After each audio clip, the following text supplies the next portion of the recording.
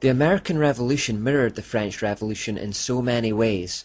They occurred around the same time, many key figures were involved in both, they clearly influenced one another and were both fought along the same lines. The deep and unmistakable undercurrent of Freemasonry was involved with both revolutions. Masonic Grand Master Benjamin Franklin, for example, was known to have used his contacts within the fraternity to gain influence with the French so that they would help with the American war effort. One of the key players was a French general and Freemason called Marquis de Lafayette, who is today considered to be an American hero. He left the French army for America to fight against the British, and some have said that without his aid, the war could not have been won. If true, then that one Masonic link alone changed the course of history. George Washington and many of the other generals of the American Revolution were also Freemasons. When Washington was sworn in as the first president, he took his oath on a Masonic Bible taken from his own lodge. That same Bible has since been used for the inaugurations of many other American presidents. The Boston Tea Party, where a large revolt against British taxation occurred, and which initiated a series of events that led directly to the American Revolution, was concocted by men in the Green Dragon Tavern, a well-known meeting place of Freemasons such as Paul Revere. It was in fact often referred to as the Freemasons' Arms, or the headquarters of the Revolution. The undercurrent of Freemasonry was as unmistakable in the American Revolution as it was in the French. This fact helps explain a phenomenon that confused me for a long time regarding the Founding Fathers of the US. I had always believed that the Founding Fathers of the United States were Christians. American Christians often claim them as such, and I've often heard it preached from American churches. And that isn't the unusual part. When you read the words of the Founding Fathers, it's easy to come to that conclusion. After all the presidents mention God and give him honor in their inauguration speeches, and there are a myriad of other quotations from early American leaders which highlight their belief in God's supremacy over the nation. The confusing part is that American atheists also claim the Founding Fathers were atheists, and what is more, they can produce direct quotations of their own to support their position as well. We have this unique situation where the Founding Fathers have managed to become all things to all men. To atheists, they were atheists. To Christians, they were Christians. Take John Adams, the second President of the United States, for example. He is quoted as saying, "20 times in the course of my late reading have I been upon the point of breaking out. This would be the best of all possible worlds if there were no religion in it." Atheists love that quotation. It was also during his administration that the Treaty of Peace and Friendship was drawn up, which states in Article 11 that the government of the United States of America is not in any sense founded on the Christian religion. Adams also said, "The divinity of Jesus is made a convenient cover for absurdity. Nowhere in the Gospels do we find a precept for creeds, confessions, oaths, doctrines, and whole cartloads of other foolish trumpery that we find in Christianity." So he didn't have much time for Christianity, right?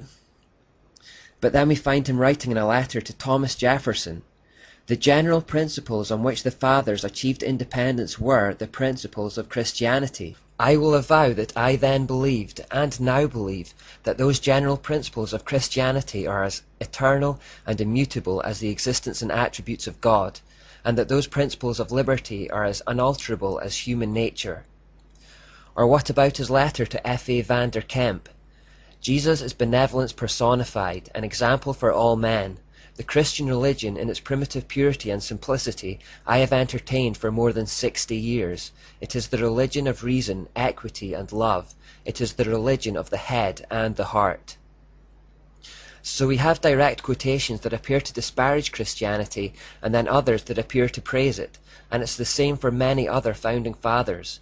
This apparent contradiction can only begin to be ironed out when you consider the time period in which the USA was founded. It was that time of transition in the Enlightenment between faith and science, the time when deism gave people a form of God that was diminished and cloudy, and where people were starting to turn towards science for answers. Where God ended and where science began was still being worked out at that time, and indeed each of the early American leaders had different ideas on that.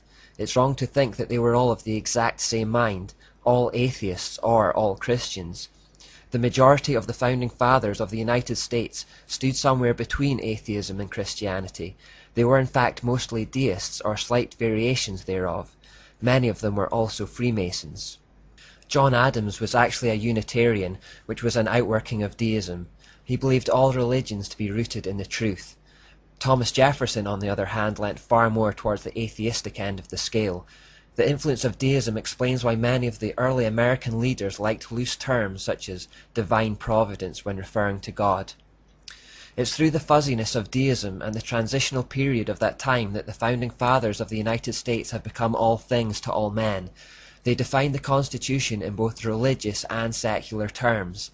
There's no doubt they respected many of the ideals of Christianity, and that they were heavily influenced by Christian ideals, mostly believing it to be the best of all religions. But there is also no doubt that many of them refuted Jesus' claim to be God, and denied the outright authority of Christianity above other religions. Benjamin Franklin openly voiced his doubts about the divinity of Jesus, for example. And it's also frustratingly clear when reading the words of the Founding Fathers that when they referred to the corruption of Christianity, they were in fact thinking of the corrupt Catholic Church. Many of them had fallen into the trap of thinking that Catholicism was a natural outworking of the Bible. It was their bid to escape those oppressive hierarchical systems of Europe that led them to want to water down the Bible and the idea of God. Because of their differing beliefs about where God ended and where science began, they also differed about how much God intervened with his creation. Some thought God did and some thought he didn't.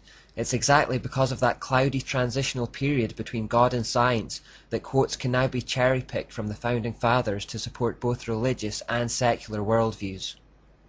One true benefit America did have in those early times, however, was the influx of Puritans escaping religious persecution in Europe.